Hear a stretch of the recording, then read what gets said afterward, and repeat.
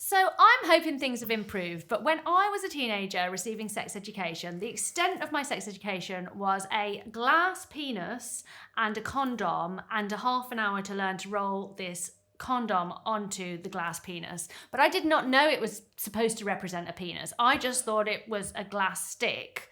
And I spent the whole time being like, but I don't feel like this is related to sex. Like, I couldn't make a link between this abstract, unexplained thing and actual sex. Did you have any kind of experience like that, Molly? Yeah, but mine was like mostly people throwing around condoms across the classroom. And also it was with boys, so it was very like, I found it quite intimidating. We were told what the lesson was, but obviously, like you said, there was no real connection to like, well, what is this? What is this meant to be? You know, it was just like well, for me, it was a cucumber, but yeah. And we were just told, this is how you do it, by the matron of the school. There was no like education on how important it is, like what could happen if you didn't do it. Obviously, we knew babies, but it was more of a joke.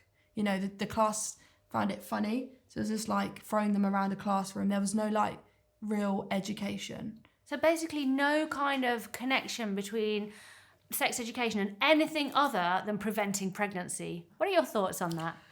Yeah, so it's an interesting one because I talk quite a lot to the young women and girls that I work with, and one particular person interestingly talks about the language around sex. So there was like, when you're at school, sexual language was being brought in to sort of banter and things, and she's like, I just felt excluded. I didn't get it at all. That then led her to a different path.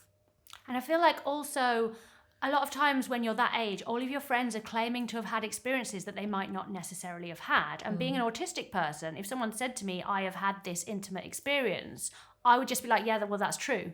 And I wouldn't even question that. And then that would make me feel like I should be doing that. Did you feel like that? Yeah, I grew up feeling quite like inadequate, and I felt very behind in life.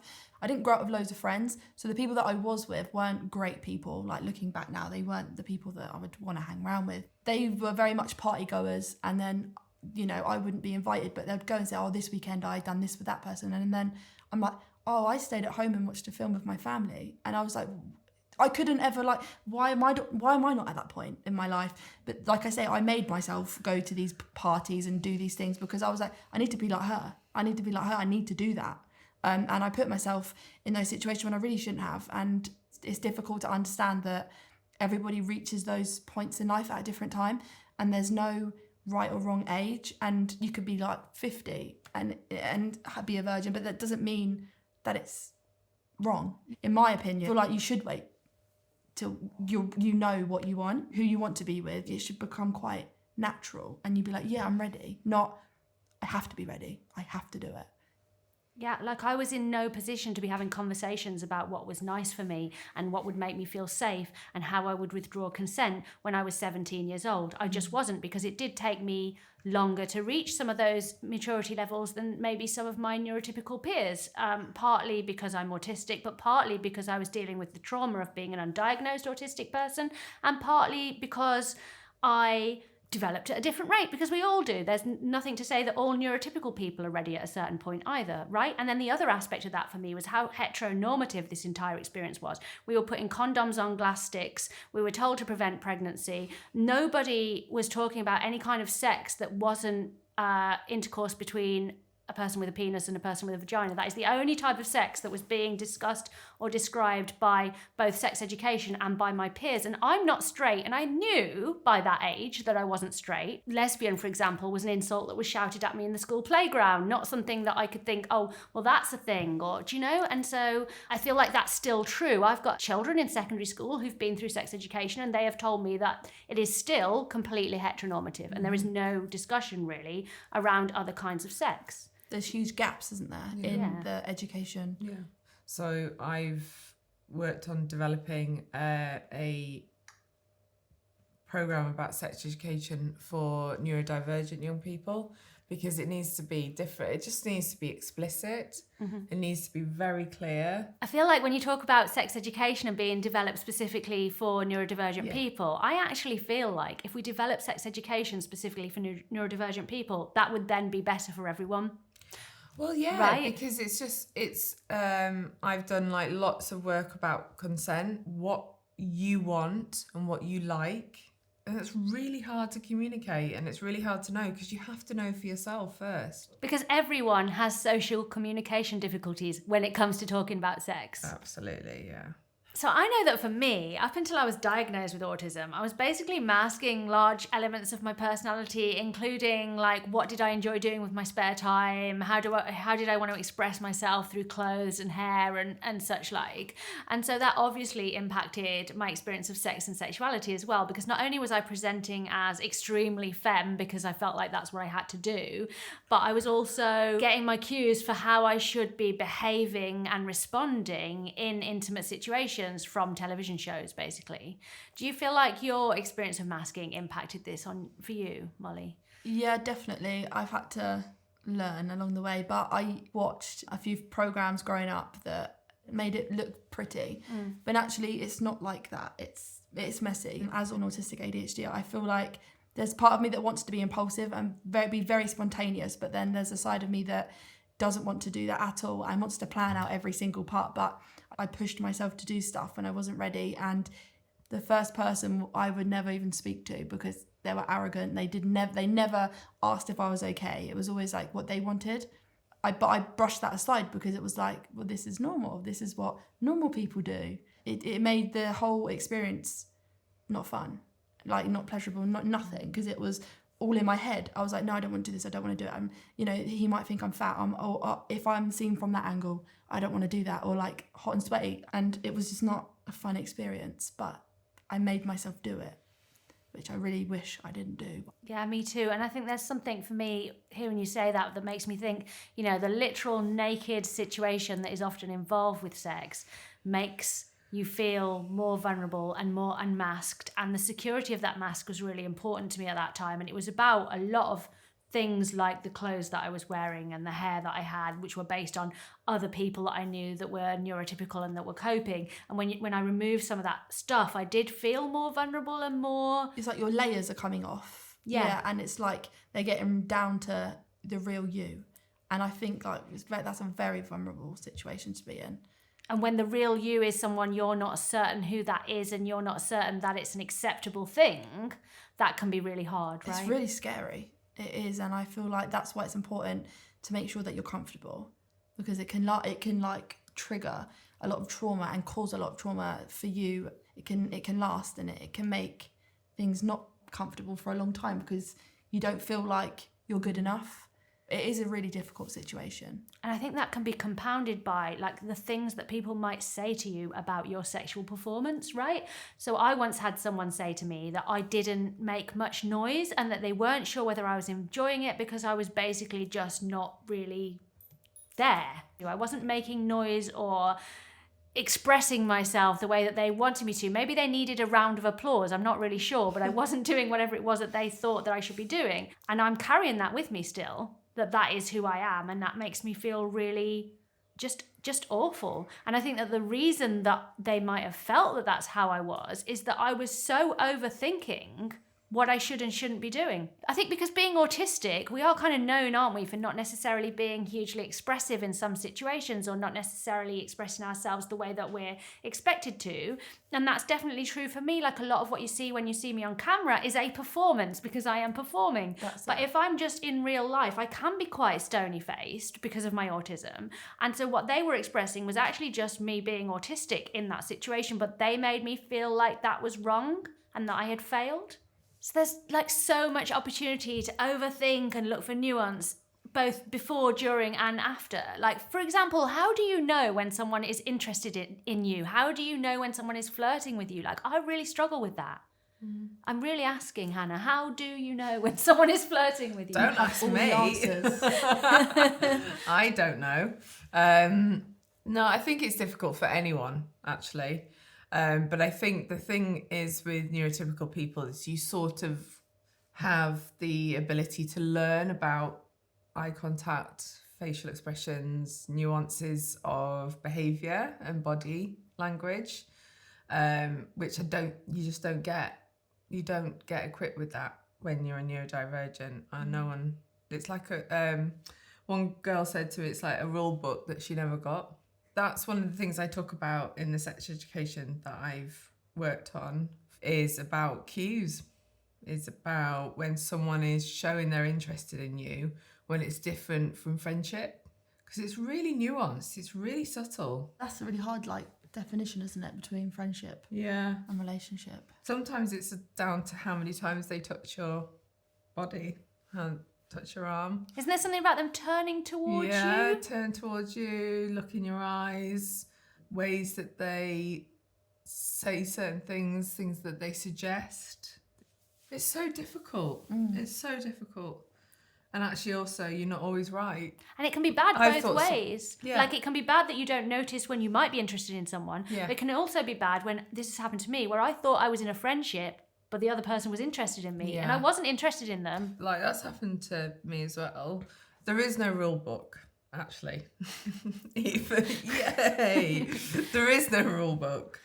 It's a feeling. And it's a feeling you can't teach. Oh. But I'm trying. I'm trying to help people. I wonder whether this is like, so briefly, the double empathy problem, right? Where autistic people are experiencing and communicating empathy really effectively with each other, but not with neurotypical people, and vice versa.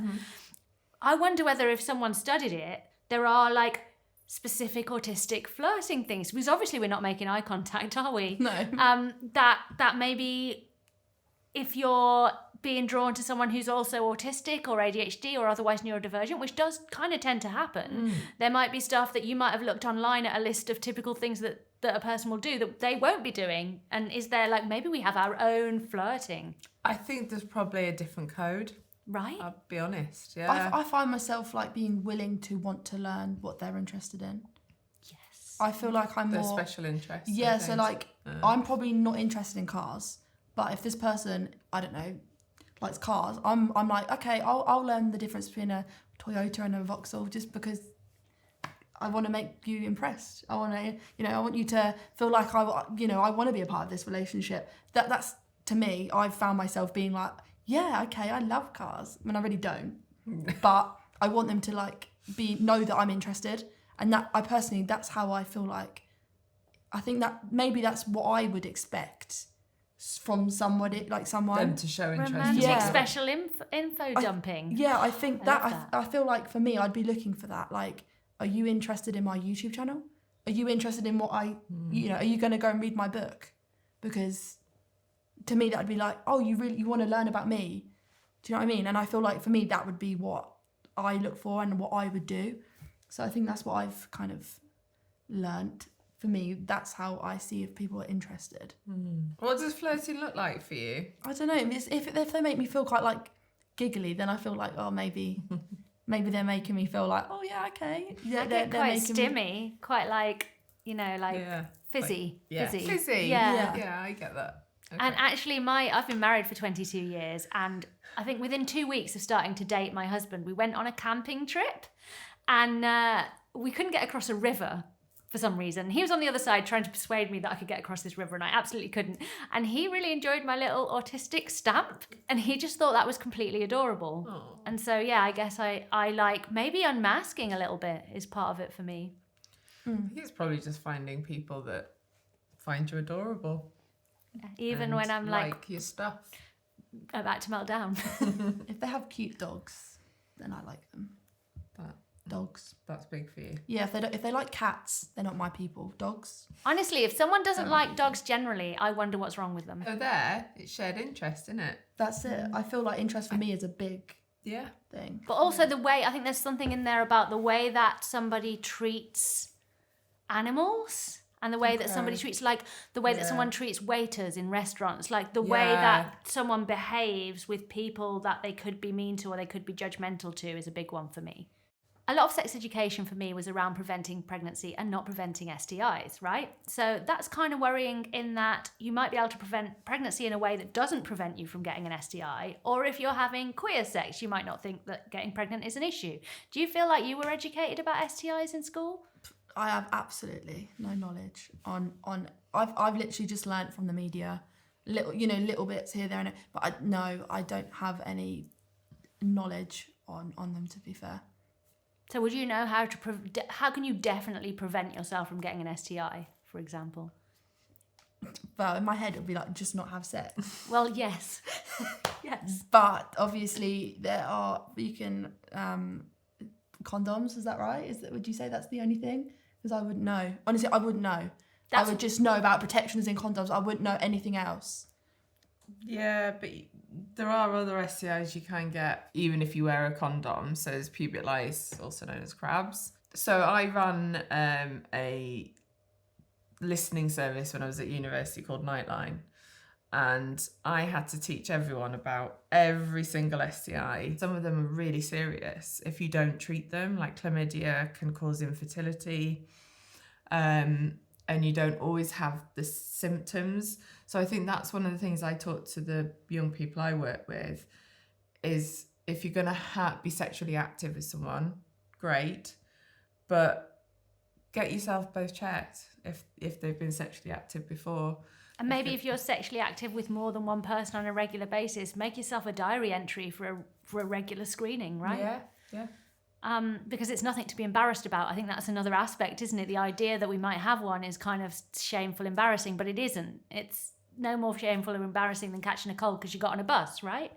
I think I totally agree. And I think it's actually quite a good thing to talk about going for a STI check. Girls and women or non-binary people, it's quite invasive, but it's like going for a smear. Do you know what? I've got a smear coming up, my first ever one, that freaks me out. It's your first one? Yeah, I've cancelled it 4 times since my birthday. Please don't cancel it again. No, but I've got accommodations put in place. I spoke to my GP, and there's like, instead of a 30-minute, I've got like a whole hour booked out because they're going to talk me through. They're going to relax you. Yeah. So do you think that you could get accommodations for SDI checks? I guess that's something to think about doing, isn't it? If you tell them that you're neurodivergent, they absolutely should make accommodations and adjustments because it is a very sensory overload. I find it very sensory overload. The whole thing is just quite difficult, but it's very important. And when I've had the right medics, they've been absolutely amazing, and it's not been painful at all, and it's a good experience actually. Like if I was advising someone like you who maybe doesn't know so much about this, I would be like, what's important, rather than me trying to teach the internet about every STI and how to prevent pregnancy, is to think about where you are getting your information.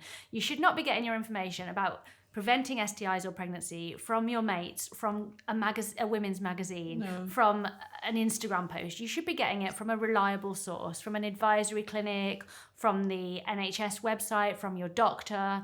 And it's something that you should be thinking about and confident and comfortable thinking about. If you're ready to be in a sexual situation, you should be ready to think about these things. When I was a teenager and I was thinking about becoming sexually active, I visited Brook Advisory Service. And although they weren't specifically set up for neurodivergent people, they were able to offer me information, testing, support, and products to keep myself safe. Mm-hmm. And that was far more effective than, like, for example, I was actually told by someone that if he withdrew before he ejaculated, that would prevent pregnancy, which is absolutely not true. So I'm really glad that I was smart enough to not go, hey, my friend is going to give me great advice right now, and get advice from the right people.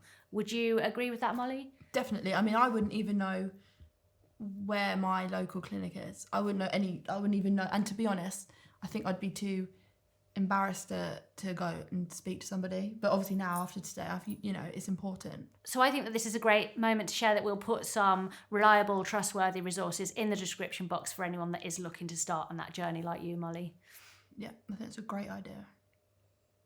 If you found this video helpful, please consider subscribing to the channel, and check out the description box for more information.